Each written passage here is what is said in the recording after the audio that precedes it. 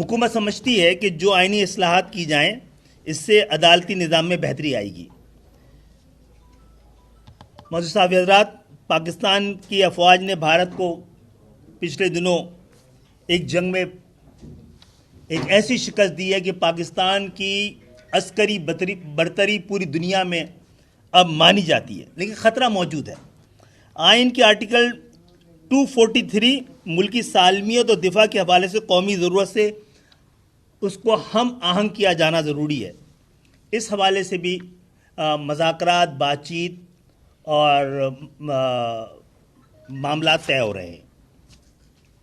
یہ اہم نقطہ ہے قومی سلامتی کے حوالے سے، اس لیے میں تمام لوگوں سے درخواست کروں گا کہ اس پہ غیر ضروری قیاس آرائی سے گریز کیا جائے، یہی تقاضا ہے وقت کا۔ مجسٹری نظام کی بحالی بھی زیر غور ہے۔ اب ہماری تجویز یہ ہے کہ اس وقت پاکستان اپنی تاریخ کے اہم ترین دور سے گزر رہا ہے۔ پاکستان میں نوجوانوں کی تعداد اور طاقت اور یوتھ بل جو ہے وہ 15 کروڑ سے 18 کروڑ کے درمیان ہے۔ 18ویں ترمیم کے ذریعے تعلیم کو جو ڈیوالو کیا گیا تھا اس کے نتائج الٹ نظر آ رہے ہیں۔ نہ یکساں ہم نصاب بنا سکیں، نہ طریقہ تعلیم بنا سکیں، نہ نظام تعلیم یکساں ہے۔ اس لیے ضرورت اس بات کی ہے کہ اس کو ایک بار پھر سے نئے سرے سے غور کیا جائے اور تعلیم کو مکمل طور پہ وفاق کے اندر پوری طاقت کے ساتھ اور پورے اختیار کے ساتھ اور قوم کی پوری قومی ہم آہنگی اور قومی تقاضوں کو سامنے رکھتے ہوئے اس معاملے کو طے کیا جائے۔ اسی طرح بہبود آبادی بھی قومی مسئلہ ہے، اس کے لیے بھی ایک قومی اتفاق رائے کی ضرورت ہے، اور یہ بھی بہبود آبادی کا محکمہ بھی اب پورے اختیارات کے ساتھ وفاق کے پاس ہونا چاہیے، ہماری رائے ہے۔ اور ہم یہ سمجھتے ہیں کہ سب سے ضروری بات یہ ہے کہ آرٹیکل 140A جس کے ذریعے آئین کا جو تقاضا ہے ایک ایسی بلدیاتی حکومت جو انتظامی طور پر، مالی طور پر اور سیاسی طور پر مکمل طور پر خود مختار ہو، یہ تھرڈ ٹیئر آف گورنمنٹ کو ایک حکومت قرار دیا جائے۔ جس طرح وفاقی حکومت کے سربراہ اپنی مدت پوری کرنے کے بعد ایک عبوری وزیر اعظم آتے ہیں اور پھر 90 دن کے اندر الیکشن ہوتا ہے اور اقتدار منتقل کیا جاتا ہے، اسی طرح صوبائی حکومت جب ختم ہوتی ہے تو ایک عبوری وزیر اعلیٰ آتے ہیں، ان کی نگرانی میں 90 دن کے الیکشن ہوتے ہیں اور اقتدار منتقل کر دیا جاتا ہے۔ اسی طرح تھرڈ ٹیئر آف گورنمنٹ کو، شہری حکومت کو، دیہی حکومت کو، بلدیاتی حکومت کو بھی ایک حکومت کے طور پہ سمجھا جائے، الیکشن ہو، ان کے ناظم اور میئر منتخب ہوں اور وہ اپنی مدت پوری کریں۔ اس کے لیے کسی وزیر اعلیٰ اور وزیر اعظم کو احکامات جاری نہ کرنا پڑے، آئین میں درج ہو، آئین فیصلہ کرے، سپریم کورٹ اس کی نگرانی کرے کہ اسی طرح ایک عبوری ایڈمنسٹریٹر یا ناظم یا میئر آئے، وہ 90 دن کے اندر الیکشن کرے اور ایک میئر سے اختیار دوسرے میئر تک، ایک ناظم سے اختیار دوسرے ناظم تک، ایک چیئرمین سے اختیار دوسرے چیئرمین تک منتقل کیا جا سکے۔ MQM اس حوالے سے اور بھی بہت سارے پاکستان کی بہتری کے لیے اقدامات اس کے ذہن میں ہیں۔ حکومت سے براہ راست جب گفتگو کی تو ہم نے اپنا وہ پورا ہم نے آپ کو صرف آج ایک خد و خال بتانے کے لیے کہ حکومت نے جو کچھ ہمیں بتایا ہے، جو ہمیں سمجھ میں آیا ہے، وہ ہم نے آپ تک پیش کیا ہے۔ اس میں ہماری بھی خاص طور پر آرٹیکل 243 میں اس سال نے تقاضا پیدا کیا کہ اس کو قومی ہم آہنگی کے ساتھ اور مضبوط دفاع کے ساتھ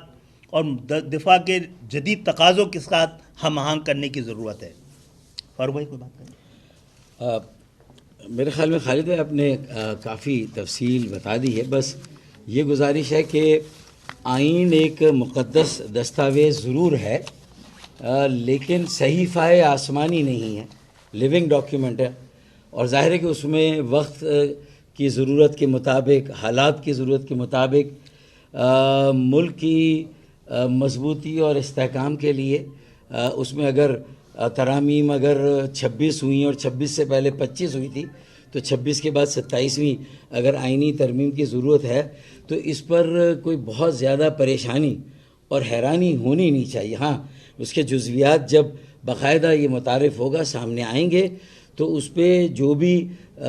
ضرورت ہوگی اس میں بہت ساری باتیں جو ہیں وہ خالد بھائی نے کہا کہ ہمارے سامنے آئی ہیں اور ہم نے اس کے مطابق جو ہے وہ اپنا ایک رسپانس دیا ہے. اور خالد بھائی نے کافی چیزوں کی خود بھی کہا کہ یہ ضرورت ہے. ایک جو اہم بات ہے کہ ہم نے 26ویں آئینی ترمیم کے ساتھ کہا تھا کہ ہمارا یہ آئینی ترمیمی پیکیج جو ہے وہ شامل کیا جائے. ایک آدھ سیاسی جماعت کے علاوہ تقریباً تمام سیاسی جماعتیں اس وقت بھی راضی تھیں کہ ہمارے اس مسودے کو اس ڈرافٹ بل کو آئینی ترمیم بل کو 26ویں آئینی ترمیم کے ساتھ جوڑا جائے، لیکن نہیں ہوا. ہم سے یہ وعدہ کیا گیا تھا وزیر اعظم صاحب کی طرف سے، ان کے مختلف وزراء کی طرف سے، اور احسن اقبال صاحب نے تو MOU ہمارے ساتھ سائن کیا ہے. تو ان کی طرف سے بھی اعظم نذیر طاہر آئے تھے ہمیں 26ویں آئینی ترمیم کی تفصیل بتانے، وزیر قانون، وفاقی وزیر قانون، انہوں نے بھی کہا تھا کہ یہ 27ویں ترمیم کے ساتھ انشاءاللہ ہم اس کو جوڑیں گے. اور پھر یہ جو ہے آرٹیکل 140A کی وضاحت ہے، اس کی انٹرپریٹیشن ہے، کیونکہ اگر اس کی انٹرپریٹیشن نہیں ہوگی تو جو صوبے میں مقامی حکومت کے بلدیاتی اداروں کے جو قوانین وضع ہوئے وہ دراصل 140A کی نفی ہے، صریحاً نفی ہے. تو اس کو کلیئر کرنے کے لیے یہ لازمی ہے. اور یہ 3rd ٹیئر آف حکومت گورنمنٹ، اس کی اہمیت مقامی، دیکھیں نا صوبائی خود مختاری کے لیے 18واں ترمیمی بل آیا تھا، تو اس کے بعد تو اگلا مرحلہ نیچرلی لوکل اٹانومی کا ہے، مقامی خود مختاری کا. تو یہ اس کا نمبر تو اب آنا ہی آنا ہے نا 18ویں ترمیم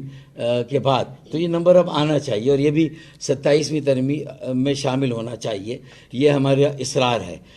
میں سمجھتا ہوں کہ اور یہ اس لیے بھی کہ سپریم کورٹ نے 2022 جنوری میں یا فروری میں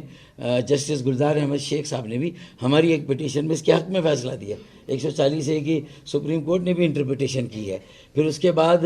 ابھی ہم حال ہی میں دیکھیں تو پنجاب اسمبلی نے جہاں اپوزیشن پاکستان پیپلز پارٹی کی ہے، کنسنسس کے ساتھ 140A کو منوان نافذ کرنے اور تشریح کی گئی ہے، جو بل کی شکل میں نہیں قرارداد کی شکل میں. تو وہ اگر قرارداد بھی پنجاب کی لے لی جائے تو اس بل کو ہمارے بل کو سپورٹ کرتی ہے. تو مجھے لگتا ہے کہ پنجاب جیسے بڑے صوبے میں اگر اس پر اتفاق رائے ہے، مکمل کنسنسس ہے کہ یہ اب ترمیم ناگزیر ہے اور آنی چاہیے، تو مجھے لگتا ہے کہ اب یہ اور ہم سب یہ سمجھتے ہیں کہ یہ ناگزیر ہے، وقت کی ضرورت ہے، وقت کا تقاضا ہے. جس طرح دیکھیں اس وقت ڈیبیٹ یہ تھی 26ویں آئینی ترمیم میں کہ کانسٹیٹیوشنل بینچ بننی چاہیے یا کانسٹیٹیوشنل کوڈ بننی چاہیے. مجھے لگتا ہے کہ محترمہ بینظیر بھٹو نے جو کچھ بھی اس وقت ایک ایکارڈ ہوا تھا وزیر اعظم نواز شریف صاحب کے ساتھ، تو اس میں یہ تھا کہ کوڈ بننی چاہیے، لیکن کچھ جماعتوں کا تھا نہیں بینچ بنے، تو لہذا 26ویں آئینی ترمیم میں وہ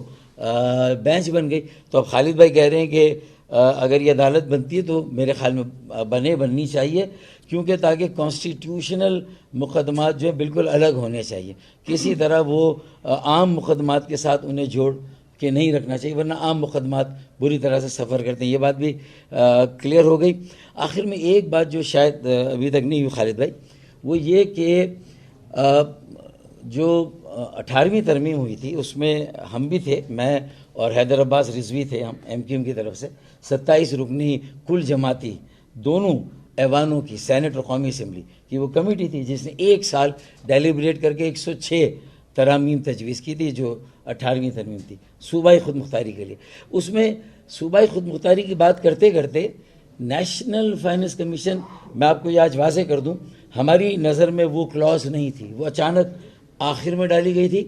کہ آپ ایک قومی مالیاتی کمیشن، ایک آئینی کمیشن جس میں وزیر خزانہ وفاق کے اور چاروں صوبوں کے وزیر خزانہ اور ایکسپرٹ، تو ان کو آپ باندھ دیتے ہیں کہ جو 7واں قومی مالیاتی کمیشن ہے وہی 7واں قومی مالیاتی اس کو ہی جاری، اس کو چینج نہیں، تو آپ پھر نیشنل فائنانس کمیشن کو ختم کر دیں آئین سے. اگر نیشنل فائننس کمیشن بیٹھتا ہے، وقت اور حالات کا تقاضا ہے، کبھی مرکز کو زیادہ پیسے کی ضرورت ہے، کبھی صوبوں کو زیادہ پیسے کی ضرورت ہے، اور 15 سالوں سے 18 سالوں سے صوبوں کو جو اضافی وسائل ملے ہیں اور پھر 18ویں ترمیم سے اختیارات بھی ملے ہیں، تو یہ سوال بھی اٹھا ہے کہ چونکہ مقامی خود مختاری کا سوال ایشو جو ہے وہ ایڈریس نہیں ہوا، تو اس لیے صوبے بھی ان مینیجیبل ہو گئے، ان ویلڈی ہو گئے ہیں. تو ضرورت اس بات کی ہے کہ 18ویں ترمیم کو بھی ریویو اگر کیا جا رہا ہے تو ایک اچھی بات ہے. ہم بھی سمجھتے ہیں کہ اس میں یہ نیشنل فائننس کمیشن کو پابند کرنا کہ وہ مزید پیسے تو دے، صوبوں کو کم نہیں کر سکتا، میرے خیال میں یہ بہت زیادتی تھی. اب بے نظیر انکم سپورٹ پروگرام کا بھی 700 ارب روپے کا بوجھ بھی جو پورے ملک میں اور صوبوں کے ساتھ ساتھ جانا ہے، تو وہ بھی اگر وفاق اٹھاتا ہے تو میرے خیال میں یہ بھی مرکز کے ساتھ اور وفاق کے ساتھ جاتی ہے. تو یہ وسائل کو صحیح طرح سے ڈسٹریبیوٹ کرنا، تو جو نیشنل فائننس کمیشن ابھی بنا ہے اسے اس کے ہاتھ پیر کھول دینے چاہیے. 18ویں ترمیم میں اس کے ہاتھ پیر باندھ دیے گئے تھے، اس کے ہاتھ پیر اگر کھلیں گے تو وہ جو ہے وہ صحیح طرح سے صوبے اور مرکز کے درمیان ضرورت کے مطابق جو وسائل کی تقسیم ہوگی وہ کرے گا. معزز صاحب حضرات ایک منٹ آپ صرف یہ غور کیجئے گا جس کے لیے آج ہم نے یہاں آئے ہیں کہ 26ویں آئینی ترمیم کے وقت بھی ایم کیو ایم نے اپنی سیاسی اور تنظیمی ضرورت کے حوالے سے کوئی مطالبہ سامنے نہیں رکھا تھا. نہ ہی ہم 27ویں ترمیم کے لیے اپنی جماعت یا اپنی سیاسی ضرورت کے تحت کوئی مطالبہ نہیں رکھ رہے. ہم یہ مطالبہ رکھ رہے ہیں اس پہ عمل درآمد ہو جائے گا تو یہ پورے پاکستان، کراچی میں امپلیمنٹ نہیں ہونا ہے، اس کو پورے پاکستان میں، پاکستان کے ایک یو سی میں 130 شہروں میں، دیہاتوں میں 25 کروڑ پاکستانیوں کے لیے یہ ان کے حقوق کے تحفظ کے لیے یہ صحیفہ ہے. اور اگر اس پہ عمل درآمد میں کوئی رکاوٹ آتی ہے تو یہ مطالبہ کرنے میں ہم حق بجانب ہو گئے کہ وہ کراچی شہر جو آج بھی تمام رکاوٹوں کے باوجود، تمام پابندیوں کے باوجود، تمام سازشوں کے باوجود 60% دے رہا ہے وفاق کو، مرکز کو، اور 97% دے رہا ہے صوبے کو. صوبہ اپنی ذمہ داری پورا ہی نہیں کر رہا، وفاق 60% دے رہا ہے. ہم آپ کا خیال کر رہے ہیں، آپ اس شہر کا خیال کریں. اگر صوبہ نہیں کر رہے آپ اس کی ترقی، اس کی انفراسٹرکچر، اس کی ضرورتوں کا براہ راست وفاق اپنی ذمہ داری لے، پھر اسی 27ویں ترمیم کے ذریعے